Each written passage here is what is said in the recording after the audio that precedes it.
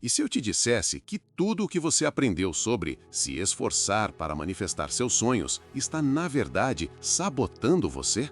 Que toda aquela disciplina de visualização, as horas de afirmação e o planejamento meticuloso não são o motor da sua criação, mas sim o freio de mão que está travando a sua vida. Eu sei que isso soa como um absurdo, especialmente se você está exausto de tanto tentar, de seguir todas as regras e no fim do dia sentir que está correndo em uma esteira que não sai do lugar.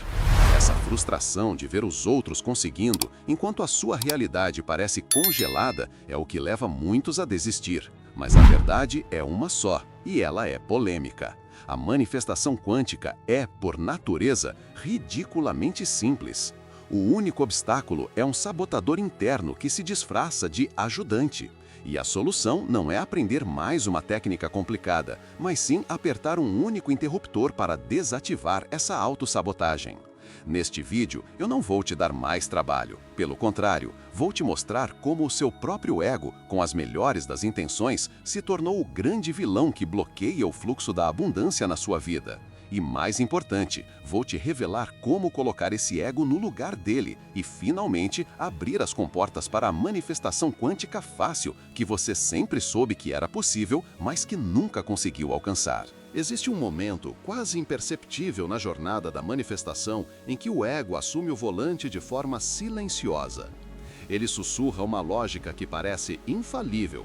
Se eu me esforçar mais, visualizar por mais tempo, serei recompensado.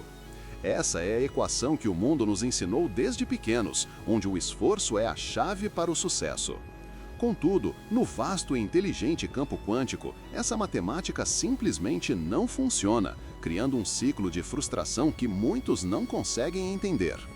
Imagine um jardineiro que, após plantar uma semente, não consegue lidar com a quietude da espera. O seu ego, faminto por controle e resultados, o faz cavar a terra todos os dias para checar se a semente está brotando. Ele rega em excesso, mexe no solo, puxa o frágil broto antes da hora e, no fim, a semente nunca tem a chance de criar raízes. É exatamente isso que tantos fazem com seus desejos, sufocando a manifestação com a ansiedade do controle. O que acontece, em termos de energia, é que o campo quântico não responde ao seu suor, mas sim à sua... Para entender por que o ego sabota a simplicidade, é preciso olhar para a sua função mais primitiva, a sobrevivência. No fundo, o ego é como um estrategista de guerra que precisa de um problema para se sentir útil. Um mundo onde as coisas fluem com facilidade, sem desafios complexos ou obstáculos a serem superados, é um lugar onde ele se torna obsoleto. O seu maior medo, portanto, não é o fracasso, mas sim a sua própria irrelevância. Essa necessidade de se sentir no comando o torna viciado em complexidade. Ele secretamente adora um bom problema, pois isso lhe dá um propósito, uma identidade. Por isso, no campo da manifestação, ele inventa rituais complicados, adiciona passos desnecessários e cria dezenas de condições para a felicidade. Ele sussurra: "Não pode ser tão fácil assim, você deve estar esquecendo algo." É a sua maneira de garantir que ele continue sendo o piloto e não apenas um passageiro. Pense em como isso se manifesta na vida real. A pessoa decide que quer mais paz, mas o ego imediatamente cria um plano de 10 etapas que envolve meditar por 2 horas, ler 50 livros sobre o assunto e só então, talvez, encontrar um pouco de calma. Ele não confia na simplicidade de apenas respirar fundo.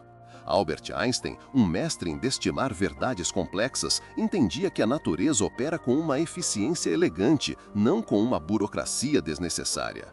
Essa armadilha mental, esse vício em complicar, mantém as pessoas presas num ciclo de esforço que nunca termina. Mas o que é ainda mais fascinante e um tanto assustador é que essa batalha interna não é apenas filosófica. Ela provoca reações físicas imensuráveis no corpo. O que será que a ciência de ponta e a sabedoria antiga revelam sobre o que acontece com nosso cérebro e nosso sistema nervoso quando o ego entra nesse modo de pânico? Quando o ego assume o controle, com sua necessidade incessante de analisar e prever, ele aciona o modo de sobrevivência do nosso sistema nervoso. Para o nosso cérebro, não há diferença entre um perigo real e um imaginado. A cascata de reações químicas é a mesma. O corpo é inundado por cortisol e adrenalina e, de repente, sem que a pessoa perceba, ela não está mais transmitindo um sinal de abundância e confiança, mas sim um sinal de medo, urgência e escassez para o campo quântico. Pesquisadores como o Dr. Joe Dispenza mostram isso com uma clareza impressionante. Através de exames cerebrais, eles observam que quando uma pessoa entra em coerência entre o coração e o cérebro, um estado de alinhamento e gratidão, o corpo sai do modo de sobrevivência e entra no modo de criação. Nesse estado, a percepção se expande, a intuição floresce e a pessoa se torna magneticamente receptiva a novas possibilidades, curas e sincronicidades que antes eram invisíveis. O fascinante é que essa descoberta de ponta é, na verdade, uma sabedoria milenar. Os budistas há séculos falam da mente de macaco, aquele tagarelar incessante do ego que nos impede de encontrar a paz. O mestre taoísta Lao Tse escreveu: "Pare de pensar e acabe com seus problemas", apontando que a análise sem fim é a fonte do sofrimento. Todos eles sabiam de formas diferentes que o controle obsessivo do pequeno eu bloqueia o fluxo da vida. É um conhecimento poderoso, pois prova que a dificuldade na manifestação não é uma falha pessoal, mas sim uma resposta biológica e energética. O estresse do ego cria uma estática tão forte que o sinal da nossa intenção simplesmente não chega ao seu destino. A questão que emerge então é crucial. Como podemos diagnosticar essa estática em nosso dia a dia? Quais são os sinais de alerta que indicam que o ego assumiu o controle e está sabotando tudo? O primeiro e mais traiçoeiro sinal é quando a pessoa repete desejos sem os incorporar. Ela pode passar o dia inteiro recitando afirmações, ter o quadro dos sonhos mais bonito do mundo, mas, no fundo, não sente a realidade daquilo. O ego adora a sensação de produtividade que a repetição mecânica traz, mas isso é apenas o eco da falta.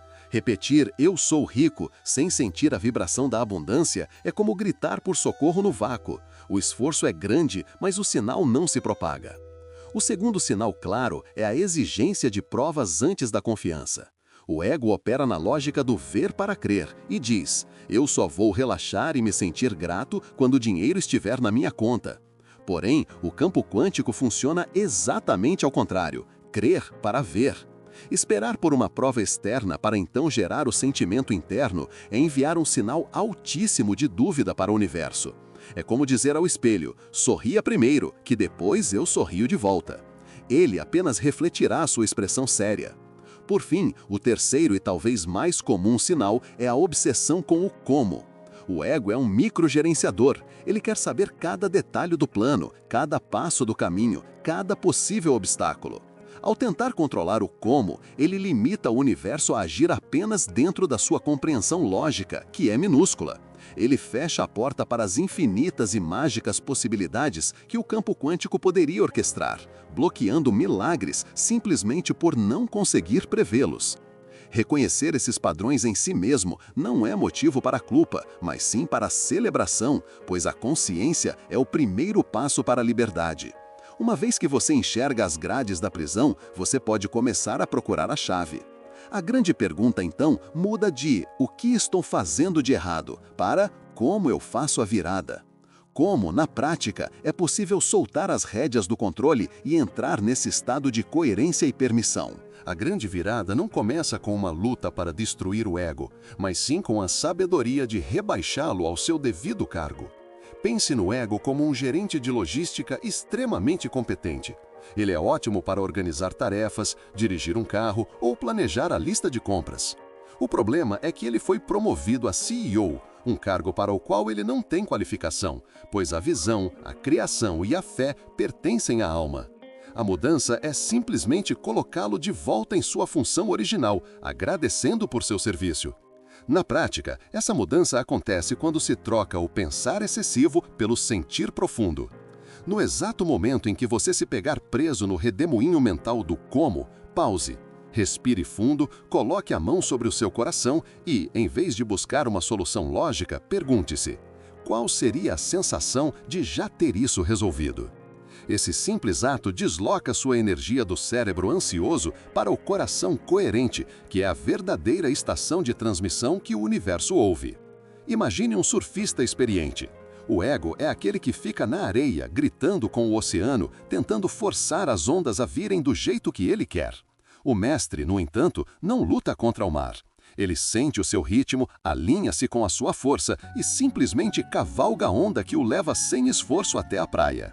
Manifestar não é controlar o oceano da vida, mas sim aprender a surfar em suas correntes com maestria e confiança. Quando essa virada acontece, a ação não para, mas a sua natureza se transforma. O esforço desesperado, movido pelo medo, dá lugar à ação inspirada, guiada pela intuição. A vida deixa de ser pesada e passa a ser leve, expansiva e até divertida. Você finalmente entende que o verdadeiro poder de criação sempre esteve aí, apenas esperando que o barulho do ego diminuísse o suficiente para que a música da sua alma pudesse ser ouvida. Você chegou até o final. Isso prova que a sua alma estava sedenta por essa verdade. O poder nunca esteve no esforço, mas na simplicidade. O conhecimento que você adquiriu hoje não é apenas uma teoria bonita. É a chave que abre a porta da prisão do ego. Mas lembre-se, uma chave no bolso não liberta ninguém. Ela precisa ser girada na fechadura. A verdadeira transformação não está em entender, mas em aplicar. Então eu te deixo com algumas perguntas e peço que você reflita de verdade sobre elas. Até quando você vai permitir que o medo, disfarçado de lógica, adie a vida que você sabe que nasceu para viver? Você vai continuar sendo o gerente estressado da sua realidade, obcecado pelo como? Ou vai finalmente assumir seu lugar como visionário, que confia que o universo cuidará dos detalhes? O que você escolhe ser a partir de agora? Se esta mensagem acendeu uma chama aí dentro, se você sentiu a verdade por trás dessas palavras, então a nossa jornada para destravar seu poder está apenas começando. Este canal é o nosso campo de treinamento para abandonar o controle do ego e viver em um estado de fluxo e milagres constantes. Para não perder nenhum passo dessa jornada e continuar aprendendo a manifestar com leveza, inscreva-se agora no canal e ative o sininho das notificações. Chega de lutar, chega de complicação. A sua nova realidade quântica não começa amanhã, ela começa na sua próxima decisão. Lembre-se, simplicidade colapsa milagres.